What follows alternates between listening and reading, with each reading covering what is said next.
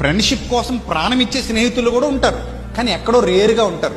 ఆ రేరుగా దొరికే ఫ్రెండ్షిప్ ఎక్కడైనా ఉంటే వదులుకోకండి. ఫ్రెండ్షిప్ కి మతం లేదు, ఫ్రెండ్షిప్ కి కులం లేదు. వాళ్ళు ఏ మతమైనా, ఏ కులమైనా, ఏ ప్రాంతమైనా, ఏ జాతి అయినా వాళ్ళు నిజమైన స్నేహితులైతే తప్పకుండా వాళ్ళతో నువ్వు ఫ్రెండ్షిప్ చేయొచ్చు. నిజమైన స్నేహితుడు నిన్ను విడువక ప్రేమించాలి. దుర్దశలో నీ కట్టివాడు ఎలా ఉండాలి? సహోదరుడుగా ఉండాలి. అలాంటి వాళ్ళతో ఫ్రెండ్షిప్ చేయొచ్చు, ఏం తప్పులేదు. వాళ్ళని మోసం చేయరు, వాళ్ళని మాయ చేయరు. వాళ్ళు యథార్థవంతులు, యథార్థంగానే ఉంటారు. నమ్మకస్తులు, నమ్మకంగానే ఉంటారు. వాళ్ళని మంచి కోరేవాళ్ళు, నీ కష్టంలో తోడుగా నిలబడేవాళ్ళు, నీ కన్నీళ్లలో నీకు ఓదార్పునిచ్చేవాళ్ళు, నీకు సరి అయిన సలహా ఇస్తారు. వాళ్ళు చెడ్డ సలహాలు ఎవరు, తప్పుడు సలహాలు ఎవరు, నాశనం చేయాలని చూడరు, బాగు కోరతారు. అర్థమైందా? ఏం జరిగినా నీ గురించి ఎక్కడ చెడ్డగా మాట్లాడరు, నేను ఎక్కడ తప్పు చేసి మాట్లాడరు. వాళ్ళు నిజమైన స్నేహితులు. వాళ్ళు నువ్వు తప్పు చేసినా కూడా నీకు సపోర్ట్ చేస్తున్నాడు అని అంటే వాడు యథార్థవంతుడైన స్నేహితుడు కాదు. చాలా మంది మూర్ఖులు, దొంగలు ఏమనుకుంటారంటే నేను తప్పు చేసినా కూడా నా స్నేహితుడు నా పక్క వచ్చి నిలబడాలి, నేను తప్పు చేసినా కూడా నా తప్పు